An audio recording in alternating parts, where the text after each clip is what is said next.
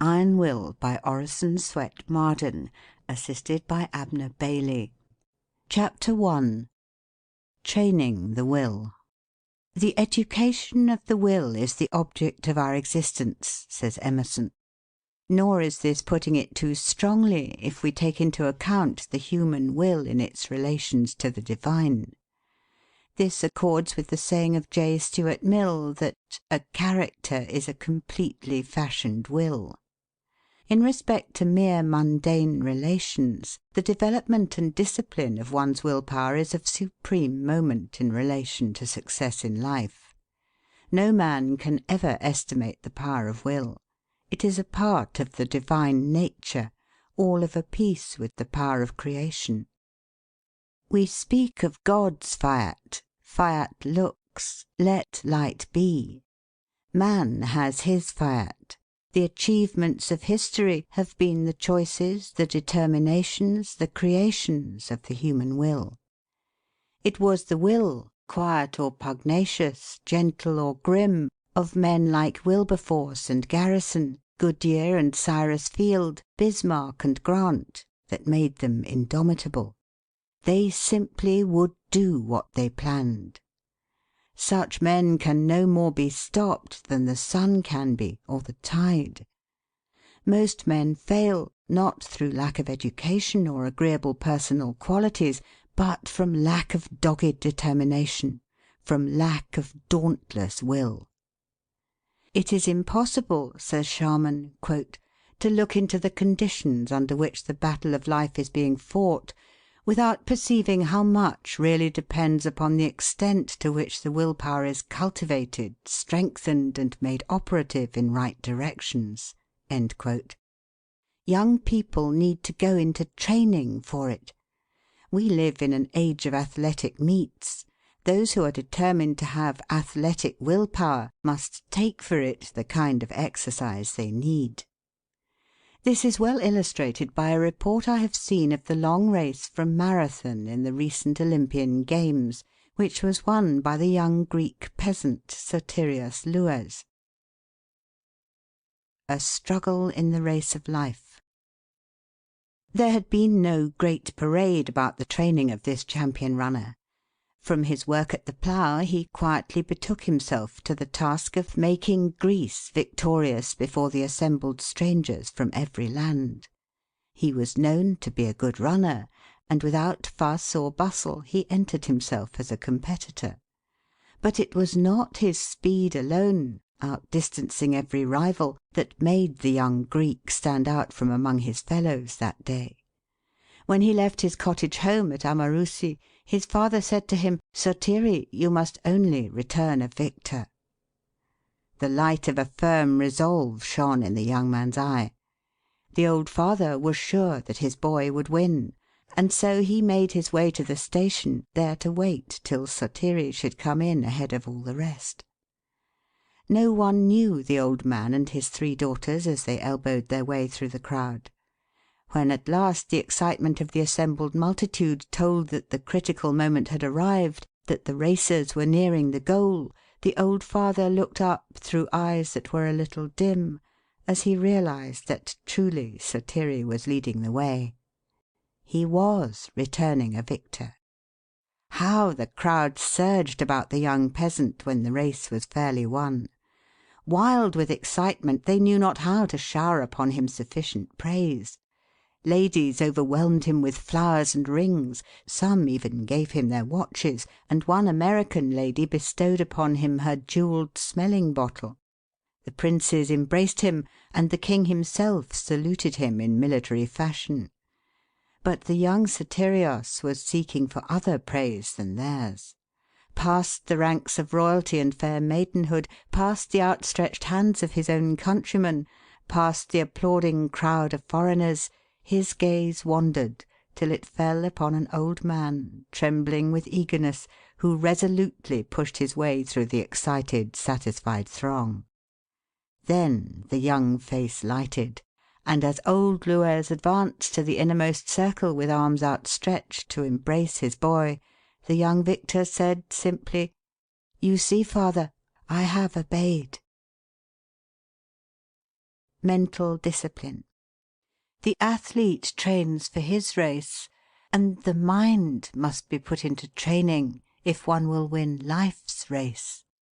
It is, says Professor Matthews, "only by continued strenuous efforts, repeated again and again, day after day, week after week, and month after month, that the ability can be acquired to fasten the mind to one subject, however abstract or knotty, to the exclusion of everything else.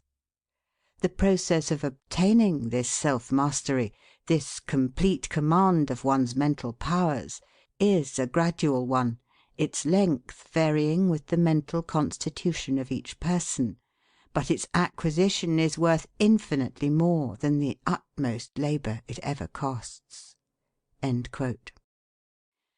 Perhaps the most valuable result of all education, it was said by Professor Huxley, "is the ability to make yourself do the thing you have to do when it ought to be done, whether you like it or not. It is the first lesson which ought to be learned, and however early a man's training begins, it is probably the last lesson which he learns thoroughly." End quote. Doing things once. When Henry Ward Beecher was asked how it was that he could accomplish so much more than other men, he replied, "I don't do more, but less than other people.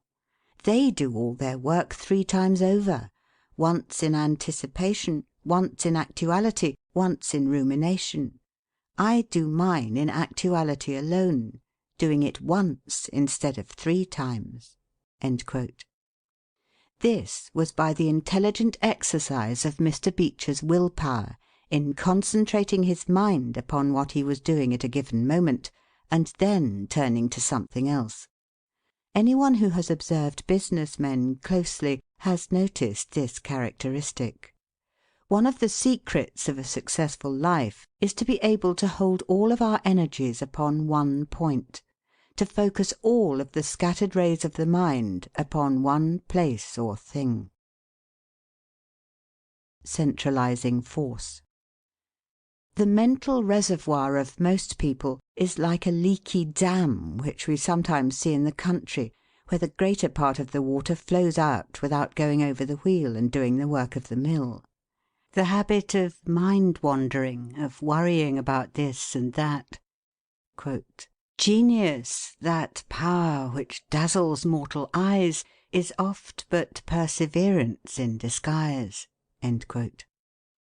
Many a man would have been a success had he connected his fragmentary efforts. Spasmodic, disconnected attempts, without concentration, uncontrolled by any fixed idea, will never bring success. It is continuity of purpose alone that achieves results. Learning to swim. The way to learn to run is to run. The way to learn to swim is to swim. The way to learn to develop will power is by the actual exercise of will power in the business of life. "The man that exercises his will," says an English essayist, "makes it a stronger and more effective force in proportion to the extent to which such exercise is intelligently and perseveringly maintained." The forth putting of will power is a means of strengthening will power. The will becomes strong by exercise.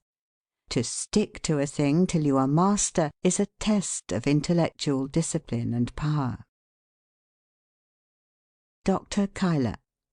"It is astonishing," says Dr. Theodore Cuyler, "how many men lack this power of holding on until they reach the goal. They can make a sudden dash, but they lack grit. They are easily discouraged. They get on as long as everything goes smoothly, but when there is friction they lose heart. They depend on stronger personalities for their spirit and strength. They lack independence or originality. They only dare to do what others do. They do not step boldly from the crowd and act fearlessly." The big trees. What is needed by him who would succeed in the highest degree possible is careful planning. He is to accumulate reserved power, that he may be equal to all emergencies. Thomas Starr King said that the great trees of California gave him his first impression of the power of reserve. "It was the thought of the reserve energies that had been compacted into them," he said, "that stirred me. The mountains had given them their iron and rich stimulants. The hills had given them their soil, the clouds had given their rain and snow, and 1,000 summers and winters had poured forth their treasures about their vast roots." No young man can hope to do anything above the commonplace who has not made his life a reservoir of power on which he can constantly draw, which will never fail him in any emergency. Be sure that you have stored away in your power house the energy, the knowledge, that will be equal to the great occasion when it comes. "If I were 20 and had but 10 years to live," said a great scholar and writer, "I would spend the first 9 years accumulating knowledge and getting ready for the 10th." I will. There are no two words in the English language which stand out in bolder relief, like kings upon a checkerboard, to so great an extent as the words "I will."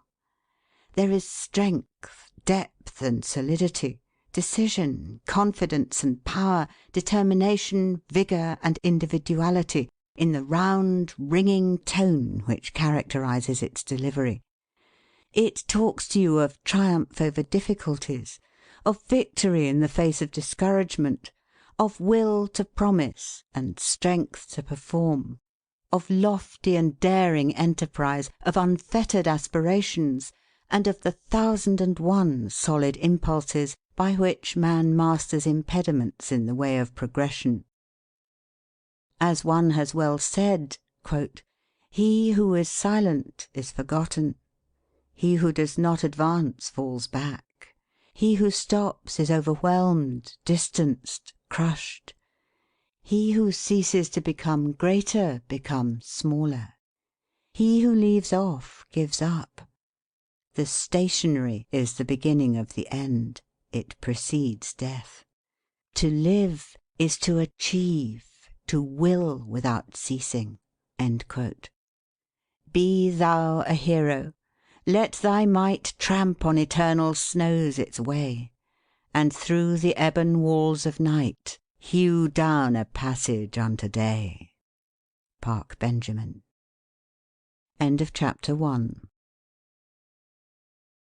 Chapter 2. The Rulers of Destiny. There is no chance, no destiny, no fate can circumvent or hinder or control the firm resolve of a determined soul. Gifts count for nothing. Will alone is great. All things give way before it soon or late. What obstacle can stay the mighty force of the sea-seeking river in its course, or cause the ascending orb of day to wait? Each well-born soul must win what it deserves. Let the fool prate of luck. The fortunate is he whose earnest purpose never swerves, whose slightest action or inaction serves the one great aim. Ella Wheeler Wilcox. There is always room for a man of force. Emerson. The king is the man who can. Carlyle. A strong, defiant purpose is many-handed, and lays hold of whatever is near that can serve it. It has a magnetic power that draws to itself whatever is kindred. T. T. Munger. What is will-power, looked at in a large way, but energy of character? Energy of will, self-originating force, is the soul of every great character.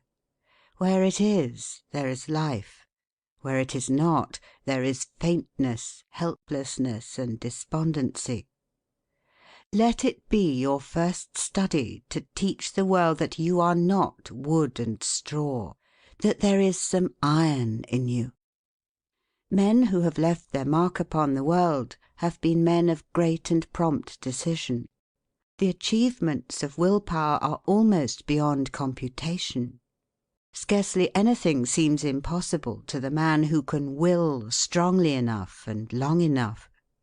One talent with a will behind it will accomplish more than 10 without it, as a thimbleful of powder in a rifle, the bore of whose barrel will give it direction, will do greater execution than a carload burned in the open air. The wills, the won'ts, and the can'ts. There are 3 kinds of people in the world, says a recent writer, "the wills, the won'ts, and the can'ts. The first accomplish everything, the second oppose everything, the third fail in everything." The shores of fortune, as Foster says, are covered with the stranded wrecks of men of brilliant ability, but who have wanted courage, faith, and decision, and have therefore perished in sight of more resolute but less capable adventurers who succeeded in making port. Were I called upon to express in a word the secret of so many failures among those who started out with high hopes, I should say they lacked will power. They could not half will. And what is a man without a will? He is like an engine without steam. Genius unexecuted is no more genius than a bushel of acorns in a forest of oaks. Will has been called the spinal column of personality. The will in its relation to life, says an English writer, "may be compared at once to the rudder and to the steam engine of a vessel, on the confined and related action of which it depends entirely for the direction of its course and the vigour of its movement." Strength of will is the test of a young man's possibilities. Can he will strong enough and hold whatever he undertakes with an iron grip? It is the iron grip that takes and holds. What chance is there in this crowding, pushy, selfish, greedy world, where everything is pusher or pushed, for a young man with no will, no grip on life? The man who would forge to the front in this competitive age must be a man of prompt and determined decision. A tailor's needle. It is in one of Ben Jonson's old plays, "When I once take the humour of a thing, I am like your tailor's needle. I go through with it." This is not different from Richelieu, who said, "When I have once taken a resolution, I go straight to my aim. I overthrow all, I cut down all." And in business affairs the counsel of Rothschild is to the same effect, "Do without fail that which you determine to do." Gladstone's children were taught to accomplish to the end whatever they might begin, no matter how insignificant the undertaking might be. What is worse than rashness? It is irresolution that is worse than rashness. He that shoots, says Feltham, "may sometimes hit the mark, but he that shoots not at all can never hit it. Irresolution is like an ague. It shakes not this nor that limb, but all the body is at once in a fit." The man who is for ever twisting and turning, backing and filling, hesitating and dawdling, shuffling and parleying, weighing and balancing, splitting hairs over non-essentials, listening to every new motive which presents itself, will never accomplish anything. But the positive man, the decided man, is a power in the world, and stands for something. You can measure him and estimate the work that his energy will accomplish. Opportunity is coy, is swift, is gone, before the slow, the unobservant, the indolent, or the careless can seize her. Vigilance in watching opportunity, said Phelps, "tact and daring in seizing upon opportunity, force and persistence in crowding opportunity to its utmost of possible achievement, these are the martial virtues which must command success." The best men, remarked Chapin, "are not those who have waited for chances, but who have taken them, besieged the chance, conquered the chance, and made chance the servitor." Is it not possible to classify successes and failures by their various degrees of will power? A man who can resolve vigorously upon a course of action, and turns neither to the right nor to the left, though a paradise tempt him, who keeps his eyes upon the goal, whatever distracts him, is sure of success. Not every vessel that sails from Tarshish will bring back the gold of Ophir. But shall it therefore rot in the harbour? No! Give it sails to the wind. Conscious power. "Conscious power," says Mellers, "exists within the mind of every one. Sometimes its existence is unrealized, but it is there. It is there to be developed and brought forth, like the culture of that obstinate but beautiful flower, the orchid. To allow it to remain dormant is to place one's self in obscurity, to trample on one's ambition, to smother one's faculties. To develop it is to individualize all that is best within you and give it to the world. It is by an absolute knowledge of yourself, the proper estimate of your own value." "There is hardly a reader," says an experienced educator, "who will not be able to recall the early life of at least one young man whose childhood was spent in poverty, and who, in boyhood, expressed a firm desire to secure a higher education. If, a little later, that desire became a declared resolve, soon the avenues opened to that end. That desire and resolve created an atmosphere which attracted the forces necessary to the attainment of the purpose. Many of these young men will tell us that, as long as they were hoping and striving and longing, mountains of difficulty rose before them, but that when they fashioned their hopes into fixed purposes, aid came unsought to help them on the way." Do you believe in yourself? The man without self-reliance and an iron will is the plaything of chance, the puppet of his environment, the slave of circumstances. Are not doubts the greatest of enemies? If you would succeed up to the limit of your possibilities, must you not constantly hold to the belief that you are success organized, and that you will be successful, no matter what opposes?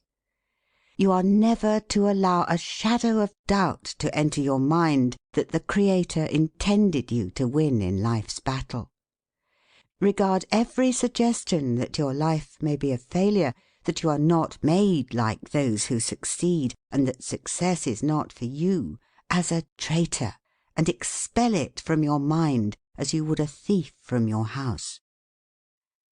There is something sublime in the youth who possesses the spirit of boldness and fearlessness, who has proper confidence in his ability to do and dare. The world takes us at our own valuation. It believes in the man who believes in himself, but it has little use for the timid man, the one who is never certain of himself, who cannot rely on his own judgment, who craves advice from others and is afraid to go ahead on his own account. It is the man with a positive nature, the man who believes that he is equal to the emergency, who believes he can do the thing he attempts, who wins the confidence of his fellow man. He is beloved because he is brave and self-sufficient. Those who have accomplished great things in the world have been, as a rule, bold, aggressive, and self-confident. They dared to step out from the crowd and act in an original way. They were not afraid to be generals. There is little room in this crowding, competing age for the timid, vacillating youth. He who would succeed today must not only be brave, but must also dare to take chances. He who waits for certainty never wins. The law of the soul is eternal endeavour that bears the man onward and upward forever. A man can be too confiding in others, but never too confident in himself.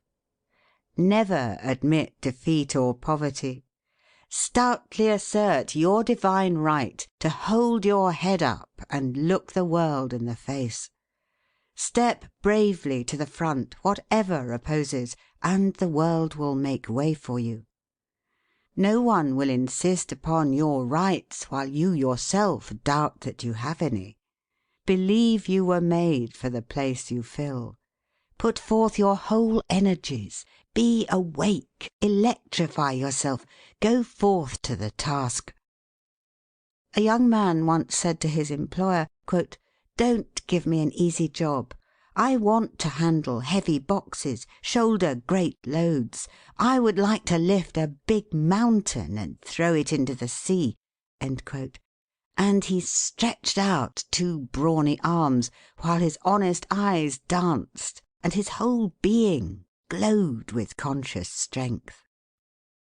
The world in its heart admires the stern, determined doer. The world turns aside to let any man pass who knows whither he is going. It is wonderful how even the apparent casualties of life seem to bow to a spirit that will not bow to them, and yield to assist a design after having in vain attempted to frustrate it. The man who succeeds, says Prentice Mulford, quote, "must always in mind or imagination live, move, think, and act as if he gained that success, or he never will gain it." End quote. "We go forth," said Emerson, quote, "austere, dedicated, believing in the iron links of destiny, and will not turn on our heels to save our lives. A book, a bust, or only the sound of a name shoots a spark through the nerves, and we suddenly believe in will. We cannot hear of personal vigour of any kind, great power of performance, without fresh resolution." End quote. End of chapter 2. Chapter 3. Force of Will in Camp and Field. Oh, what miracles have been wrought by the self-confidence, the self-determination of an iron will! What impossible deeds have been performed by it! It was this that took Napoleon over the Alps in midwinter. It took Farragut and Dewey past the cannons, torpedoes, and mines of the enemy. It led Nelson and Grant to victory. It has been the great tonic in the world of discovery, invention, and art. It has helped to win the 1,000 triumphs in war and science which were deemed impossible. The secret of Jeanne d'Arc's success was not alone in rare decision of character, but in the seeing of visions which inspired her to self-confidence, confidence in her divine mission. It was an iron will that gave Nelson command of the British fleet, a title and a statue at Trafalgar Square. It was the keynote of his character when he said, "When I don't know whether to fight or not, I always fight." It was an iron will that was brought into play when Horatius, with 2 companions, held 90,000 Tuscans at bay until the bridge across the Tiber had been destroyed; when Leonidas at Thermopylae checked the mighty march of Xerxes; when Themistocles off the coast of Greece shattered the Persians' armada; when Caesar, finding his army hard pressed, seized spear and buckler and snatched victory from defeat. when Winkelried gathered to his breast a sheaf of Austrian spears and opened a path for his comrades, when Wellington fought in many climes without ever being conquered, when Ney, on 100 fields, changed apparent disaster into brilliant triumph, when Sheridan arrived from Winchester as the Union retreat was becoming a rout, and turned the tide, when Sherman signalled his men to hold the fort, knowing that their leader was coming. History furnishes thousands of examples of men who have seized occasions to accomplish results deemed impossible by those less resolute. Prompt decision and whole-souled action sweep the world before them. Who was the organizer of the modern German Empire? Was he not the man of iron? Napoleon and Grant. What would you do if you were besieged in a place entirely destitute of provisions? Asked the examiner when Napoleon was a cadet. If there were anything to eat in the enemy's camp, I should not be concerned. When Paris was in the hands of a mob and the authorities were panic-stricken, in came a man who said, "I know a young officer who can quell this mob." "Send for him." Napoleon was sent for. He came. He subjugated the mob. He subjugated the authorities. He ruled France, then conquered Europe. May 10th, 1796, Napoleon carried the bridge at Lodi in the face of the Austrian batteries trained upon the French end of the structure. Behind them were 6,000 troops. Napoleon massed 4,000 grenadiers at the head of the bridge, with a battalion of 300 carbineers in front. At the tap of the drum, the foremost assailants wheeled from the cover of the street wall under a terrible hail of grape and canister, and attempted to pass the gateway to the bridge. The front ranks went down like stalks of grain before a reaper. The column staggered and reeled backward, and the valiant grenadiers were appalled by the task before them.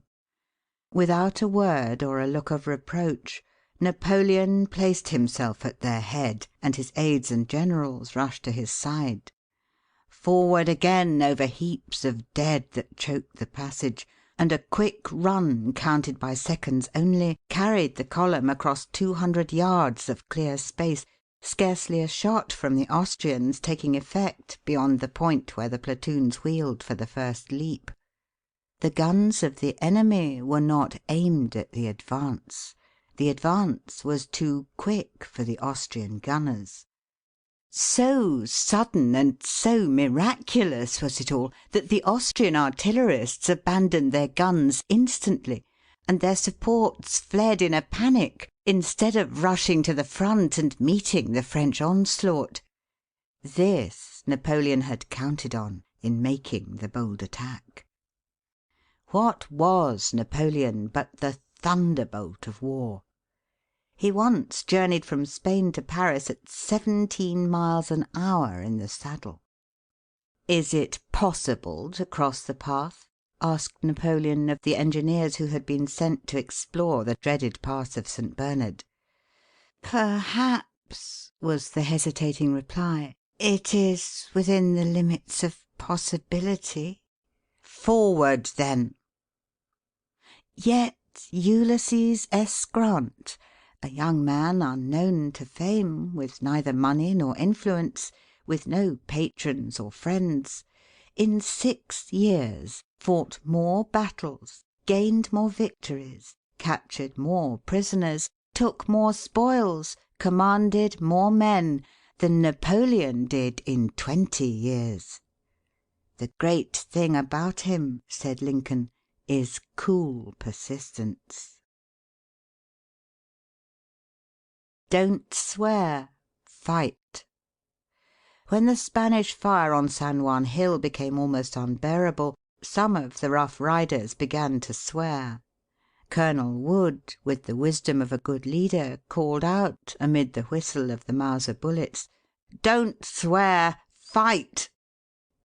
In a skirmish at Salamanca, while the enemy's guns were pouring shot into his regiment, Sir William Napier's men became disobedient.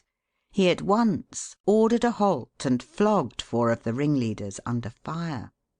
The men yielded at once, and then marched 3 miles under a heavy cannonade as coolly as if it were a review. When Pélissier, the Crimean chief of Zouaves, struck an officer with a whip, the man drew a pistol that missed fire.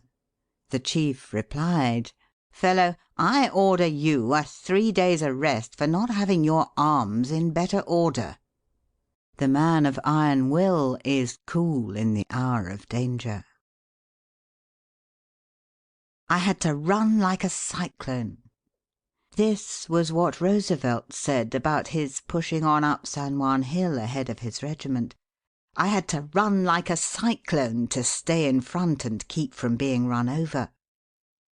The personal heroism of Hobson or of Cushing, who blew up the Albemarle 40 years ago, was but the expression of a magnificent will-power. It was this which was the basis of General Wheeler's unparalleled military advancement. A second lieutenant at 23, a colonel at 24, a brigadier general at 25, a major general at 26, a corps commander at 27, and a lieutenant general at 28. General Wheeler had 16 horses killed under him, and a great number wounded. His saddle equipments and clothes were frequently struck by the missiles of the enemy. He was 3 times wounded, once painfully. He had 32 staff officers or acting staff officers killed or wounded. In almost every case they were immediately by his side. No officer was ever more exposed to the missiles of death than Joseph Wheeler. What is this imperial characteristic of manhood, an iron will, but that which underlies all magnificent achievement, whether by heroes of the Light Brigade or the heroic firefighters of our great cities? End of Chapter 3. Chapter 4. Willpower in its relation to health and disease. 1. There is no doubt that, as a rule, great decision of character is usually accompanied by great constitutional firmness. Men who have been noted for great firmness of character have usually been strong and robust. As a rule, it is the strong physical man who carries weight and conviction. Take as an example William the Conqueror as he is pictured by Green in his history. Quote, "The very spirit of the sea robbers from whom he sprang seemed embodied in his gigantic form, his enormous strength, his savage countenance, his desperate bravery. No other knight under heaven, his enemies confessed, was William's peer. No other man could bend William's bow. His mace crashed through a ring of English warriors to the foot of the standard. He rose to his greatest heights in moments when other men despaired. No other man who ever sat upon the throne of England was this man's match." End quote. Or take Webster. Sidney Smith said, quote, "Webster is a living lie, because no man on earth can be as great as he looks." End quote.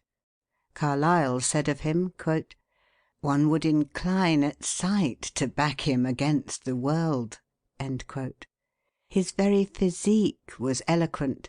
Men yielded their wills to his at sight. The great prizes of life ever fall to the robust, the stalwart, the strong. Not to a huge muscle or powerful frame necessarily, but to a strong vitality, a great nervous energy.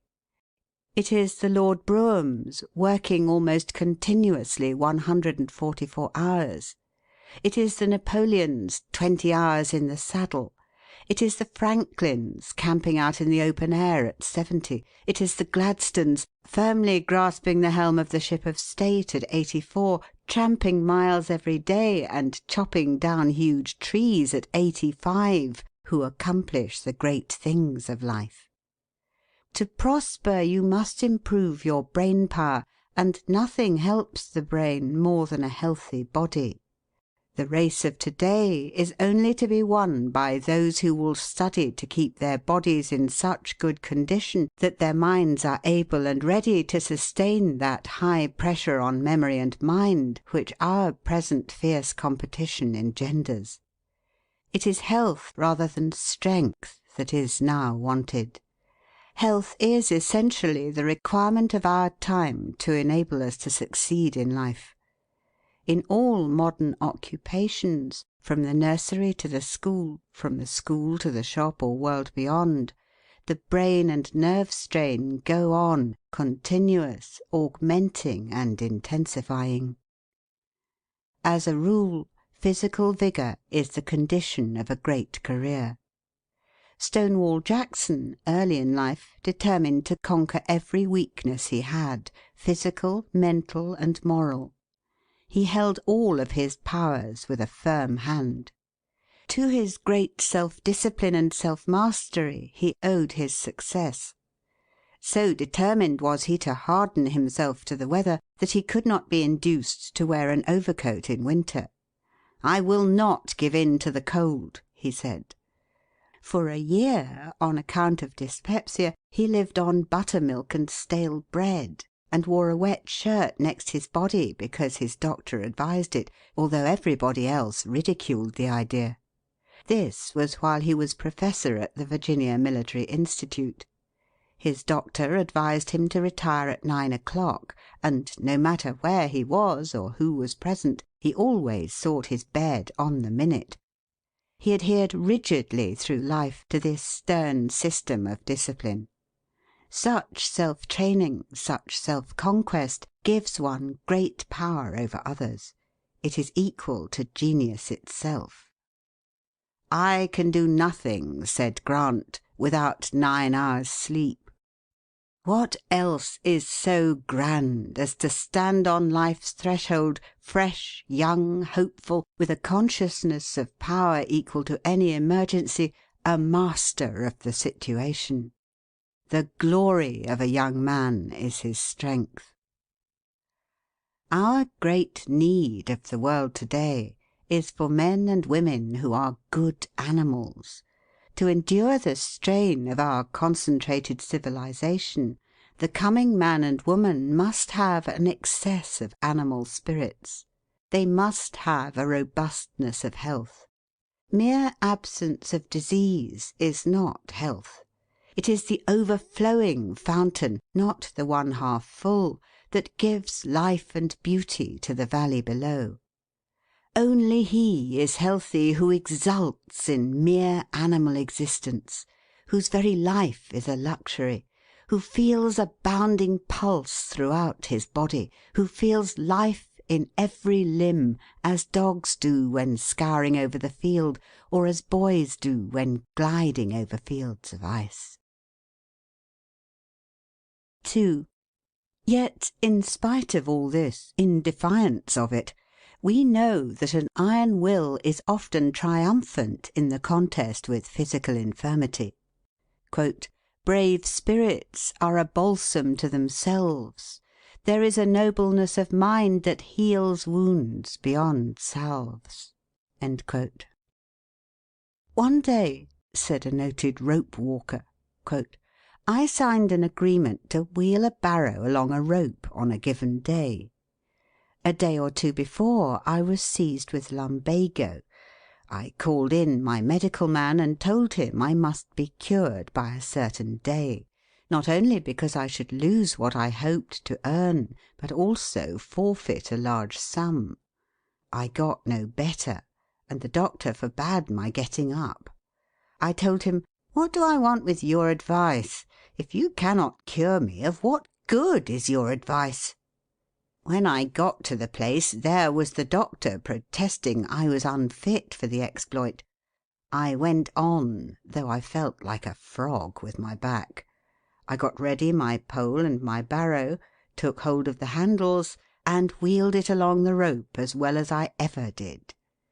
When I got to the end I wheeled it back again, and when this was done I was a frog again. What made me that I could wheel the barrow? It was my reserve will." What does he know, asks the sage, who has not suffered? Did not Schiller produce his greatest tragedies in the midst of physical suffering almost amounting to torture?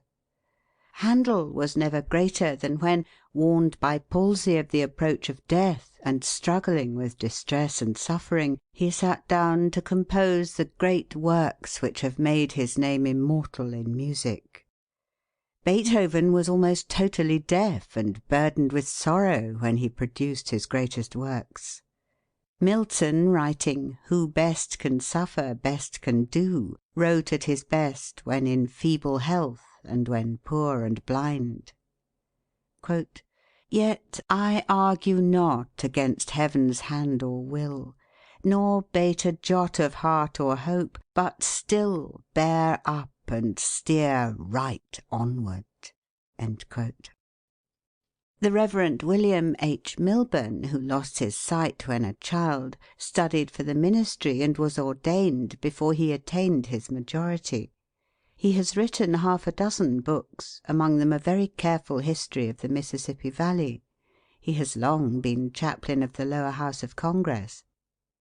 Blind Fanny Crosby of New York was a teacher of the blind for many years. She has written nearly 3,000 hymns, among which are "Pass Me Not, O Gentle Saviour," "Rescue the Perishing," "Saviour more than life to me," and "Jesus keep me near the cross." "The truest help we can render one who is afflicted," said Bishop Brooks, "is not to take his burden from him, but to call out his best energy that he may be able to bear."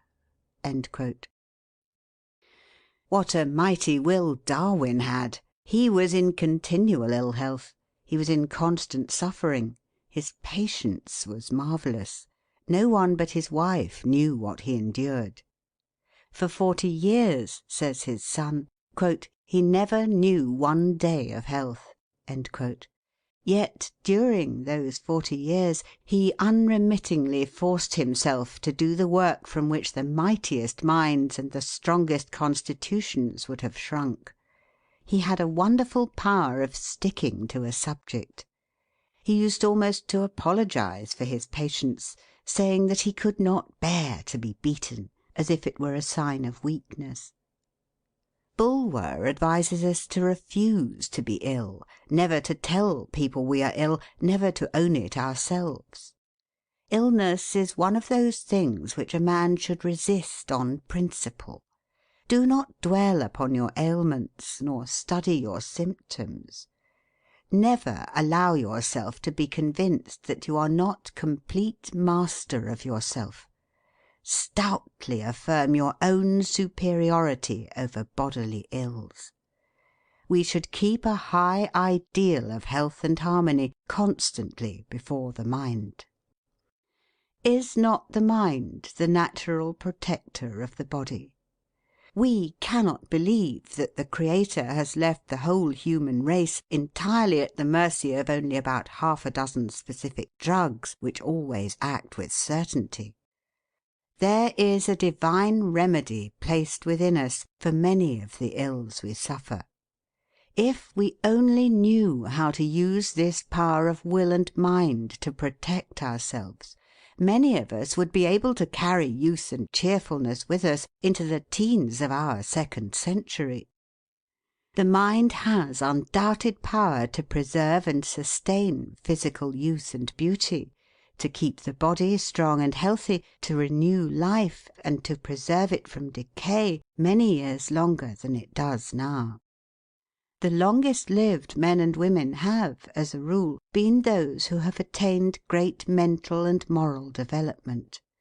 They have lived in the upper region of a higher life, beyond the reach of much of the jar, the friction, and the discords which weaken and shatter most lives. Every physician knows that courageous people with indomitable will are not half as likely to contract contagious diseases as the timid, the vacillating, the irresolute.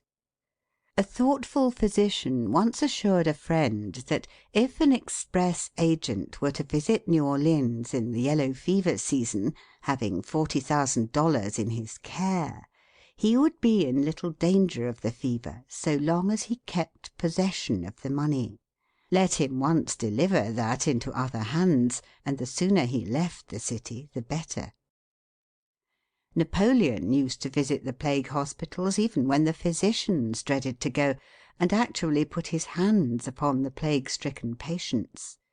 He said the man who was not afraid could vanish the plague. A will power like this is a strong tonic to the body. Such a will has taken many men from apparent deathbeds and enabled them to perform wonderful deeds of valour.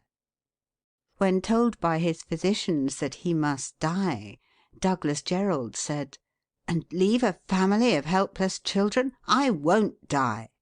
He kept his word, and lived for years. End of chapter 4. Chapter 5. The Romance of Achievement under Difficulties. What doth the poor man's son inherit? Stout muscles and a sinewy heart, a hardy frame, a hardier spirit. King of two hands, he does his part in every useful toil and art. A heritage, it seems to me, a king might wish to hold in fee. Lowell. Has not God given every man a capital to start with? Are we not born rich? He is rich who has good health, a sound body, good muscles. He is rich who has a good head, a good disposition, a good heart. He is rich who has 2 good hands with 5 chances on each. Equipped? Every man is equipped as only God could equip him. What a fortune he possesses in the marvellous mechanism of his body and mind! It is individual effort that has achieved everything worth achieving. The fun of the little game. A big Australian, 6 feet 4, James Tyson, died not long since with a property of $25 millions, who began life as a farmhand. Tyson cared little for money. He used to say of it, "I shall just leave it behind me when I go. I shall have done with it then, and it will not concern me afterwards. But," he would add with a characteristic semi-exultant snap of the fingers, "the money is nothing. It was the little game that was the fun." Being asked what was the little game, he replied with an energy of concentration peculiar to him, "Fighting the desert. That has been my work. I have been fighting the desert all my life, and I have won. I have put water where was no water, and beef where was no beef. I have put fences where there were no fences, and roads where there were no roads. Nothing can undo what I have done, and millions will be happier for it after I am long dead and forgotten." Has not self-help accomplished about all the great things of the world? How many young men falter, faint, and dally with their purpose because they have no capital to start with, and wait for some good luck to give them a lift? But success is the child of drudgery and perseverance. It cannot be coaxed or bribed. Pay the price, and it is yours. A constant struggle, a ceaseless battle to bring success from inhospitable surroundings, is the price of all great achievements. Conquerors of fortune. Benjamin Franklin had this tenacity of purpose in a wonderful degree. When he started in the printing business in Philadelphia, he carried his material through the streets on a wheelbarrow. He hired one room for his office, workroom, and sleeping room. He found a formidable rival in the city, and invited him to his room. Pointing to a piece of bread from which he had just eaten his dinner, he said, "Unless you can live cheaper than I can, you cannot starve me out." It was so that he proved the wisdom of Edmund Burke's saying that, "He that wrestles with us strengthens our nerves and sharpens our skill. Our antagonist is our helper." The poor and friendless lad George Peabody, weary, footsore, and hungry, called at a tavern in Concord, New Hampshire, and asked to be allowed to saw wood for lodging and breakfast, yet he put in work for everything he ever received, and outmatched the poverty of early days. Gideon Lee could not even get shoes to wear in winter when a boy, but he went to work barefoot in the snow. He made a bargain with himself to work 16 hours a day. He fulfilled it to the letter, and when from interruption he lost time, he robbed himself of sleep to make it up. He became a wealthy merchant of New York, mayor of the city, and a member of Congress. Commercial courage. The business affairs of a gentleman named Roos were once in a complicated condition owing to his conflicting interests in various states, and he was thrown into prison. While confined, he wrote on the walls of his cell, "I am 40 years of age this day. When I am 50 I shall be worth $500,000, and by the time I am 60 I shall be worth $1,000,000." He lived to accumulate more than $3,000,000. "The ruin which overtakes so many merchants," says Whipple, "is due not so much to their lack of business talent as to their lack of business nerve."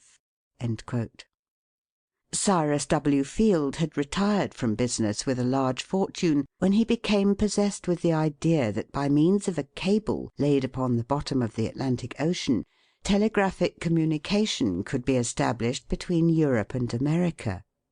He plunged into the undertaking with all the force of his being. It was an incredibly hard contest. The forests of Newfoundland, the lobby in Congress, the unskilled handling of breaks on his Agamemnon cable, a second and a third breaking of the cable at sea, the cessation of the current in a well-laid cable, the snapping of a superior cable on the Great Eastern, all these availed not to foil the iron will of Field, whose final triumph was that of mental energy in the application of science.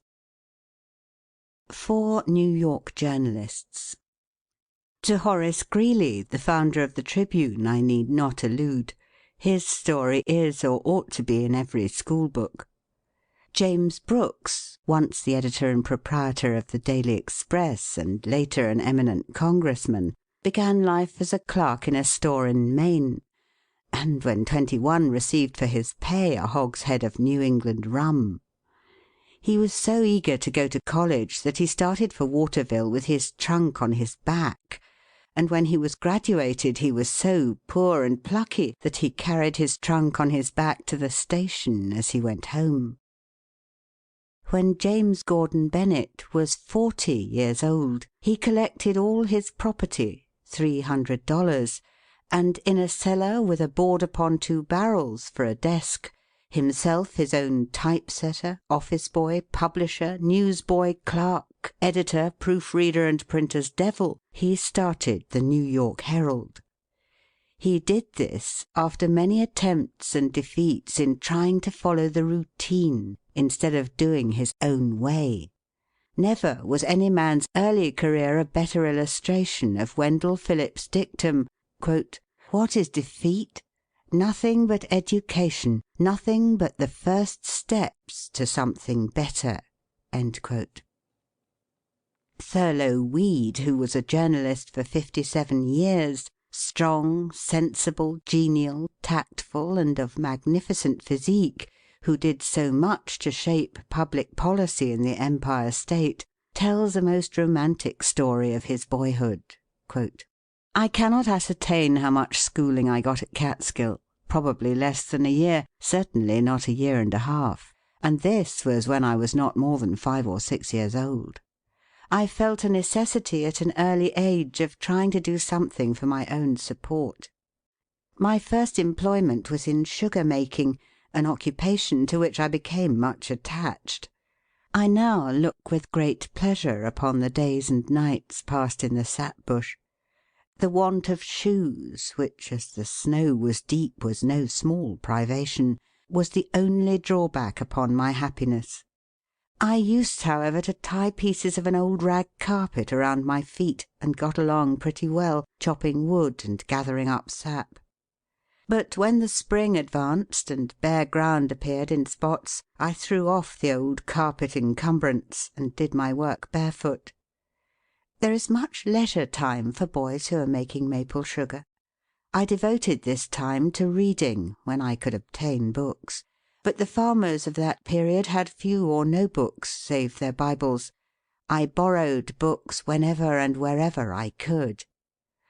I heard that a neighbour 3 miles off had borrowed from a still more distant neighbour a book of great interest.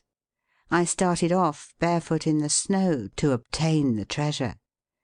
There were spots of bare ground upon which I would stop to warm my feet, and there were also along the road occasional lengths of log fence from which the snow had melted, and upon which it was a luxury to walk. The book was at home, and the good people consented, upon my promise that it should be neither torn nor soiled, to lend it to me. In returning with the prize, I was too happy to think of the snow or my naked feet. Candles were then among the luxuries, not the necessaries of life.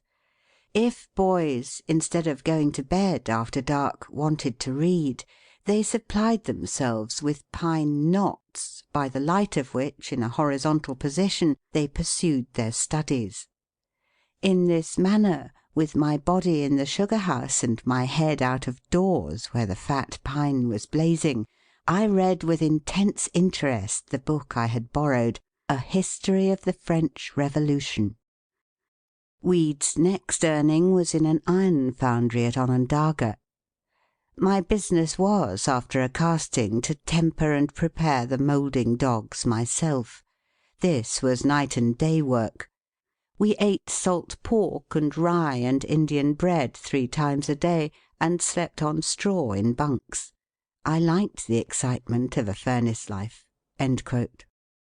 When he went to the Albany Argus to learn the printing business, he worked from 5 in the morning till 9 at night. From humblest beginnings.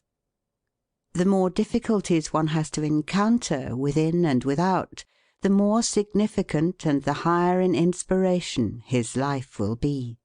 Horace Bushnell. The story of Weed and of Greeley is not an uncommon one in America. Some of the most eminent men on the globe have struggled with poverty in early life and triumphed over it. The astronomer Kepler, whose name can never die, was kept in constant anxieties, and he told fortunes by astrology for a livelihood, saying that astrology, as the daughter of astronomy, ought to keep her mother. All sorts of service he had to accept. He made almanacs and worked for anyone who would pay him.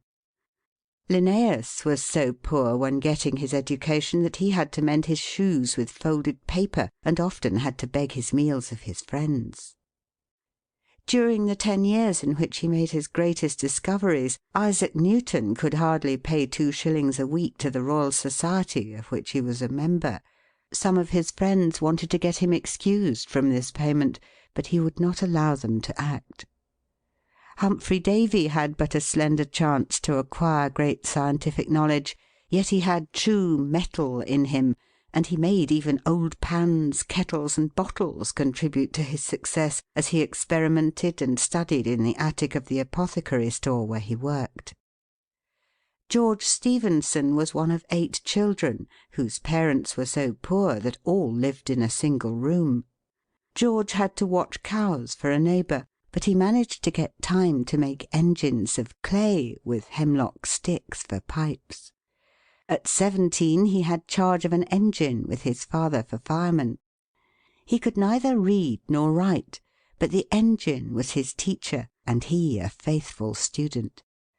While the other hands were playing games or loafing in liquor shops during the holidays, George was taking his machine to pieces, cleaning it, studying it, and making experiments in engines. When he had become famous as a great inventor of improvements in engines, those who had loafed and played called him lucky. It was by steadfastly keeping at it, by indomitable willpower, that these men won their positions in life. "We rise by the things that are under our feet, by what we have mastered of good or gain." Talent in tatters.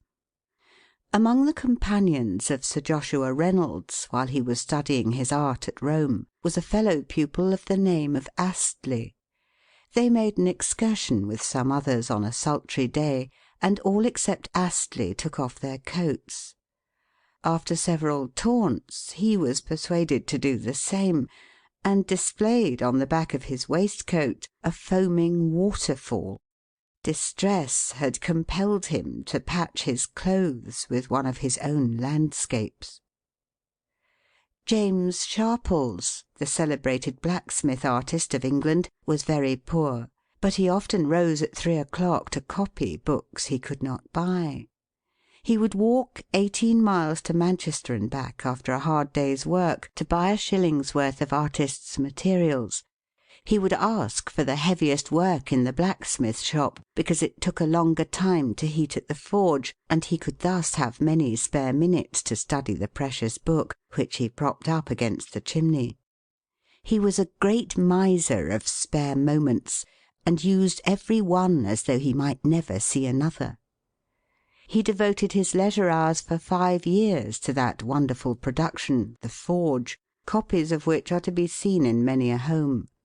It was by one unwavering aim, carried out by an iron will, that he wrought out his life triumph. "That boy will beat me one day," said an old painter as he watched a little fellow named Michelangelo making drawings of pots and brushes, easel and stool, and other articles in the studio. The barefoot boy did persevere until he had overcome every difficulty, and become the greatest master of art the world has known. Although Michelangelo made himself immortal in 3 different occupations, and his fame might well rest upon his Dome of St. Peter as an architect, upon his Moses as a sculptor, or upon his Last Judgment as a painter, yet we find by his correspondence, now in the British Museum, that when he was at work on his colossal bronze statue of Pope Julius II, he was so poor that he could not have his younger brother come to visit him at Bologna, because he had but one bed in which he and 3 of his assistants slept together. Yet, "the star of an unconquered will arose in his breast, serene and resolute and still, and calm and self-possessed." Concentrated energy. The struggles and triumphs of those who are bound to win is a never-ending tale.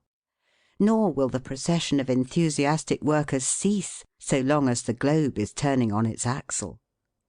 Say what we will of genius, specialized in 100 callings, yet the fact remains that no amount of genius has ever availed upon the earth unless enforced by will-power to overcome the obstacles that hedge about everyone who would rise above the circumstances in which he was born, or become greater than his calling. Was not Virgil the son of a porter, Horace of a shopkeeper, Demosthenes of a cutler, Milton of a money scrivener, Shakespeare of a wool stapler, and Cromwell of a brewer? Ben Jonson, when following his trade of a mason, worked on Lincoln's Inn in London, with trowel in hand and a book in his pocket. Joseph Hunter was a carpenter in youth, Robert Burns a ploughman, Keats a druggist, Thomas Carlyle and Hugh Miller masons. Dante and Descartes were soldiers, Cardinal Wolsey, Defoe, and Kirke White were butchers' sons. Faraday was the son of an ostler, and his teacher, Humphrey Davy, was an apprentice to an apothecary. Kepler was a waiter boy in a German hotel, Bunyan a tinker, Copernicus the son of a Polish baker. They rose by being greater than their callings, as Arkwright rose above mere barbering, Bunyan above tinkering, Wilson above shoemaking, Lincoln above rail splitting, and Grant above tanning.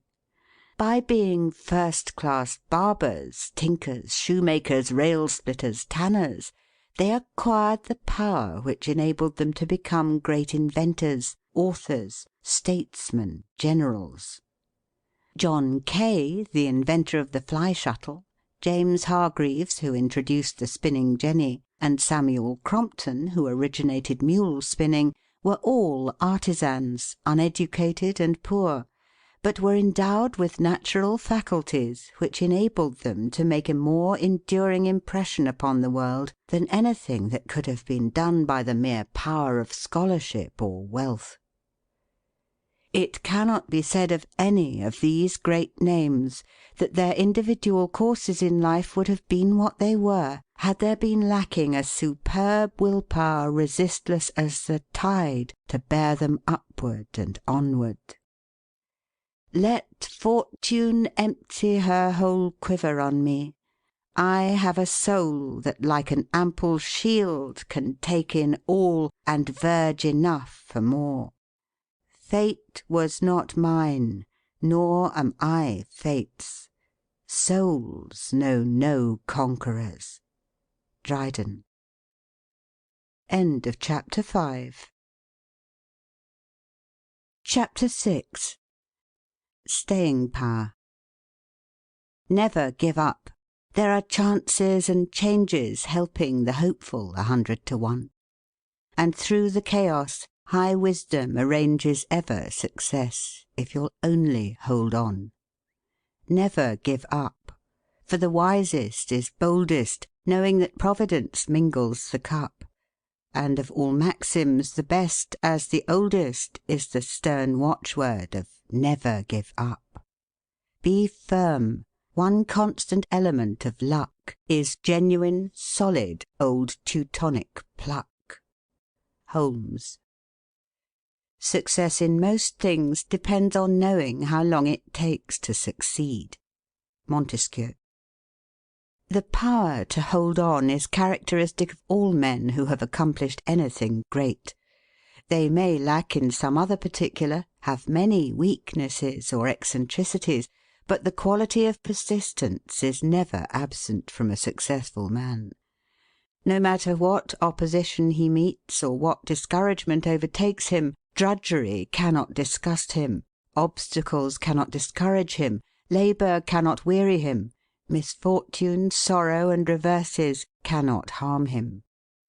It is not so much brilliancy of intellect or fertility of resource as persistency of effort, constancy of purpose, that makes a great man. Those who succeed in life are the men and women who keep everlastingly at it, who do not believe themselves geniuses, but who know that if they ever accomplish anything, they must do it by determined and persistent industry. Audubon, after years of forest life, had 200 of his priceless drawings destroyed by mice. A poignant flame, he relates, pierced my brain like an arrow of fire, and for several weeks I was prostrated with fever. At length physical and moral strength awoke within me. Again I took my gun, my game bag, my portfolio, and my pencils, and plunged once more into the depths of the forests. All are familiar with the misfortune of Carlyle while writing his History of the French Revolution. After the first volume was ready for the press, he loaned the manuscript to a neighbour, who left it lying on the floor, and the servant girl took it to kindle the fire. It was a bitter disappointment, but Carlyle was not the man to give up. After many months of poring over hundreds of volumes of authorities and scores of manuscripts, he reproduced that which had burned in a few minutes. Proceed, and light will dawn. The slightest acquaintance with literary history would bring to light a multitude of heroes of poverty or misfortune, of men and women perplexed and disheartened, who have yet aroused themselves to new effort at every new obstacle. It is related by Arago that he found under the cover of a text book he was binding a short note from d'Alembert to a student. "Go on, sir, go on. The difficulties you meet with will resolve themselves as you advance. Proceed, and light will dawn and shine with increasing clearness on your path." That maxim, said Arago, was my greatest master in mathematics.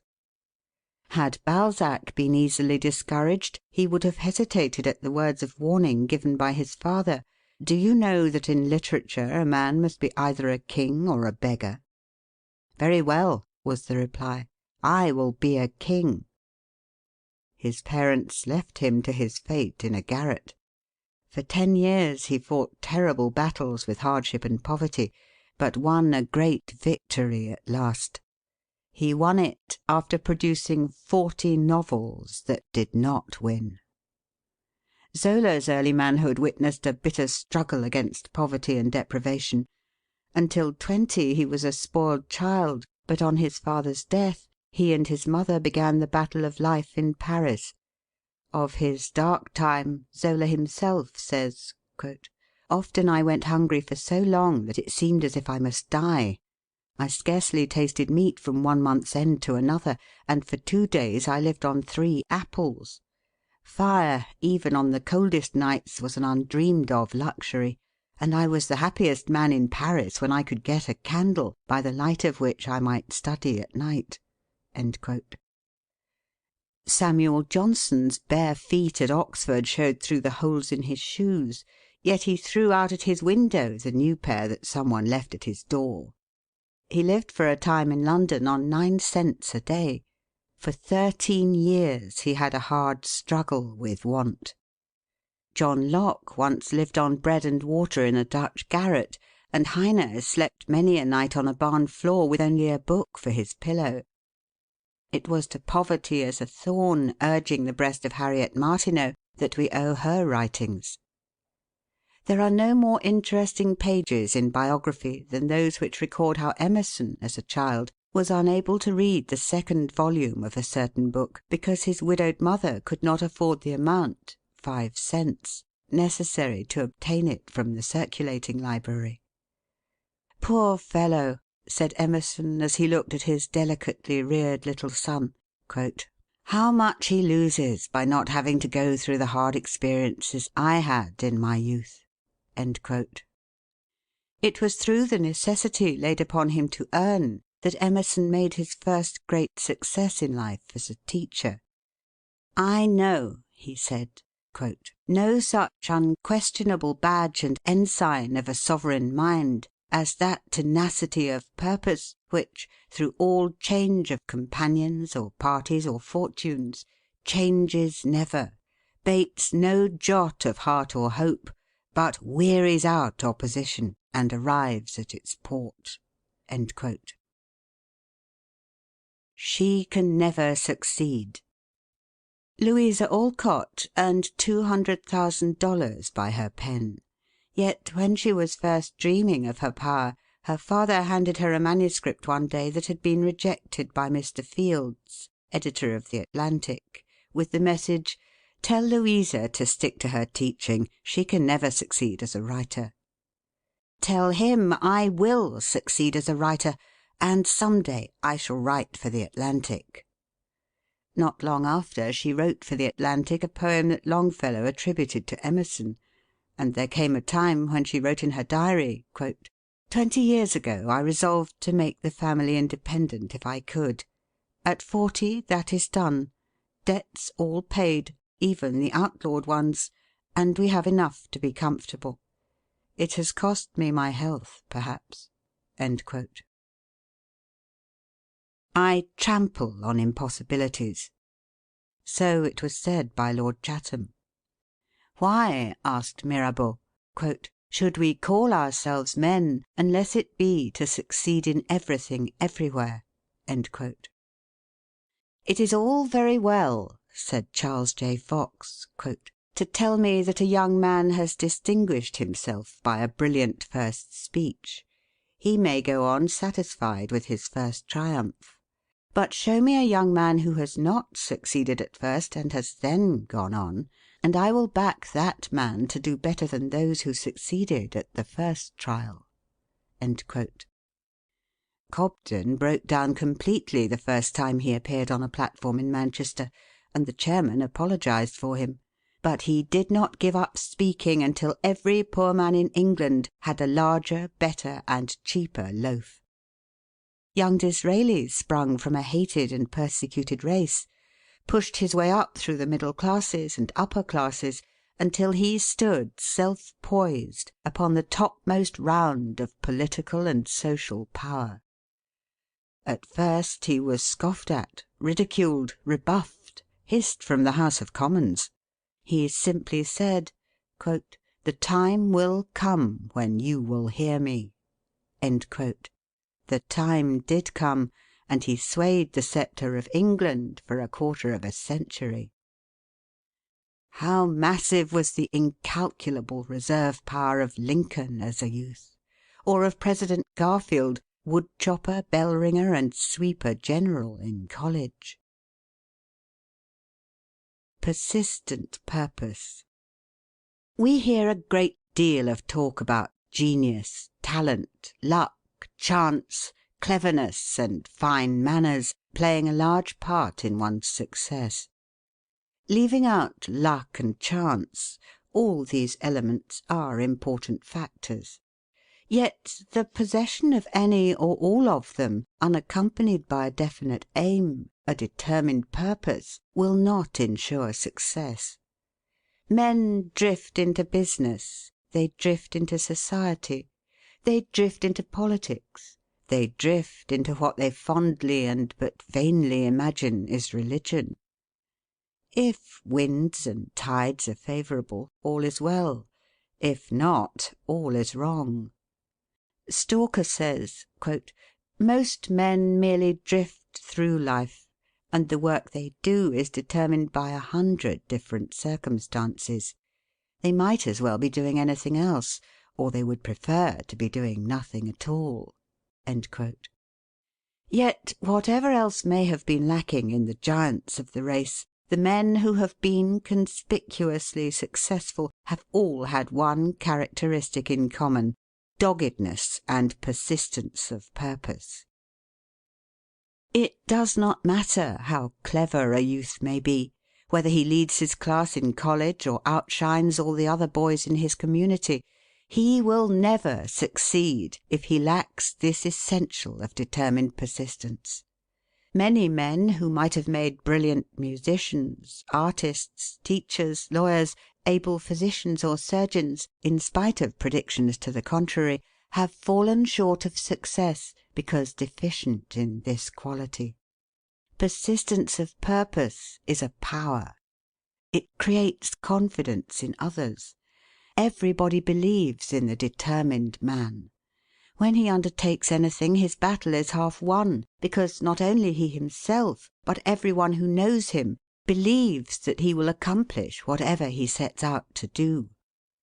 People know that it is useless to oppose a man who uses his stumbling blocks as stepping stones, who is not afraid of defeat, who never, in spite of calumny or criticism, shrinks from his task, who never shirks responsibility, who always keeps his compass pointed to the North Star of his purpose, no matter what storms may rage about him.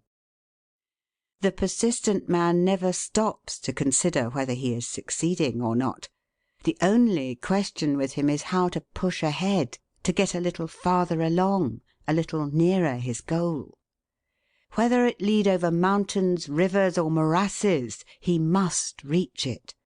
every other consideration is sacrificed to this one dominant purpose.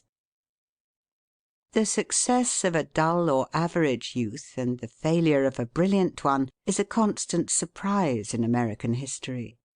But if the different cases are closely analysed, we shall find that the explanation lies in the staying power of the seemingly dull boy, the ability to stand firm as a rock under all circumstances, to allow nothing to divert him from his purpose. 3 necessary things. 3 things are necessary, said Charles Sumner. Quote, "First, backbone. Second, backbone. Third, backbone." End quote. A good chance alone is nothing. Education is nothing without strong and vigorous resolution and stamina to make one accomplish something in the world. An encouraging start is nothing without backbone. A man who cannot stand erect, who wobbles first one way and then the other, who has no opinion of his own or courage to think his own thought, is of very little use in this world. It is grit, it is perseverance, it is moral stamina and courage that govern the world.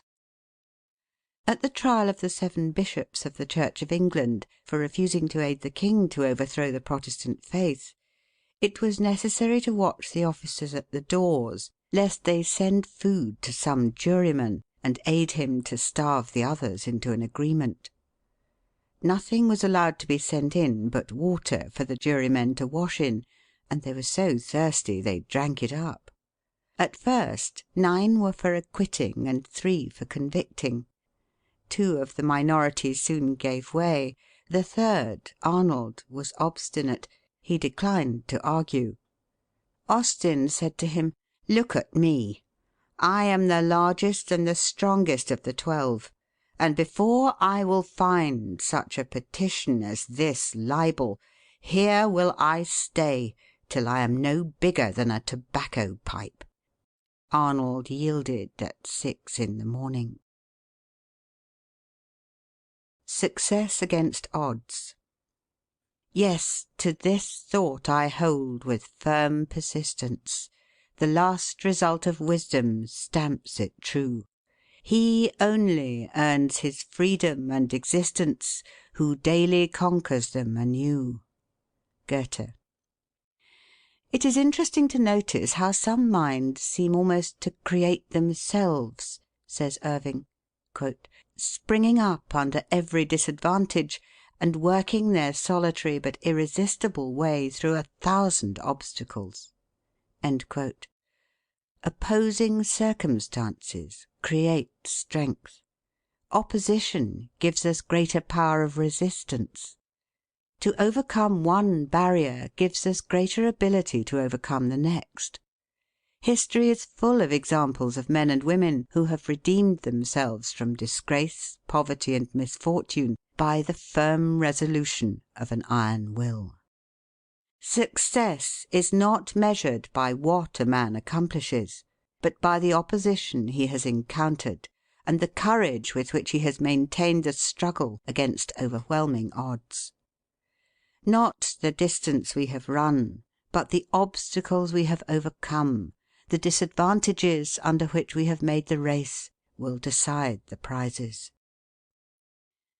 "It is defeat," says Henry Ward Beecher, quote, "that turns bone to flint and gristle to muscle and makes men invincible, and formed those heroic natures that are now in ascendancy in the world. Do not, then, be afraid of defeat. You are never so near to victory as when defeated in a good cause." End quote. Governor Seymour of New York, a man of great force and character, said, in reviewing his life, quote, "If I were to wipe out 20 acts, what should they be? Should it be my business mistakes, my foolish acts, for I suppose all do foolish acts occasionally, my grievances? No, for, after all, these are the very things by which I have profited. So I finally concluded I should expunge, instead of my mistakes, my triumphs. I could not afford to dismiss the tonic of mortification, the refinement of sorrow. I needed them, every one." "Every condition, be it what it may," says Channing, "has hardships, hazards, pains. We try to escape them. We pine for a sheltered lot, for a smooth path, for cheering friends and unbroken success. But Providence ordains storms, disasters, hostilities, sufferings; and the great question whether we shall live to any purpose or not, whether we shall grow strong in mind and heart, or be weak and pitiable, depends on nothing so much as on our use of the adverse circumstances. Outward evils are designed to school our passions, and to rouse our faculties and virtues into intenser action. Sometimes they seem to create new powers. Difficulty is the element, and resistance the true work of man. Self-culture never goes on so fast as when embarrassed circumstances, the opposition of men or the elements, unexpected changes of the times, or other forms of suffering, instead of disheartening, throw us on our inward resources, turn us for strength to God, clear up to us the great purpose of life, and inspire calm resolution. No greatness or goodness is worth much unless tried in these fires." Better to stem with heart and hand the roaring tide of life, than lie unmindful on its flowery strand of God's occasions drifting by. Better with naked nerve to bear the needles of this goading air, than in the lap of sensual ease forego the godlike power to do, the godlike aim to know. Whittier. Chapter 7. The degree of O.O. When Moody first visited Ireland, he was introduced by a friend to an Irish merchant, who asked at once, "Is he an O.O.?" Out and out. That was what O.O. stood for. Out and out for God. That was what this merchant meant. He indeed is but a wooden man, and a poor stick at that, who is decided in everything else, but who never knows where he is at in all moral relations, being religiously nowhere. The early books of the Hebrews have much to say about the Valley of Decision, and the development of out and out moral character. Woefully lacking in a well-balanced will-power is the man who stands side by side with moral evil personified, in hands with it, to serve it willingly as a tool and servant. Morally made in God's image, what is more sane, more wholesome, more fitting for a man than his rising up promptly, decidedly, to make the divine will his own will in all moral action, to take it as the supreme guide to go by? It is the glory of the human will to coincide with the divine will. Doing this, a man's iron will, instead of being a malignant, selfish power, will be useful in uplifting mankind. God has spoken, or he has not spoken. If he has spoken, the wise will hear. We search the world for truth. We cull the good, the pure, the beautiful, from graven stone and written scroll, from all the flower fields of the soul. And, weary seekers of the best, we come back laden from our quest, to find that all the sages said is in the book our mother read. Whittier. O earth that blooms and birds that sing, O stars that shine when all is dark, in type and symbol thou dost bring the life divine, and bid us hark. that we may catch the chance sublime, and rising, pass the bounds of time. So shall we win the goal divine, our immortality. Carroll Norton. End of An Iron Will by Orison Swett Marden, assisted by Abner Bailey. Read by Ruth Golding.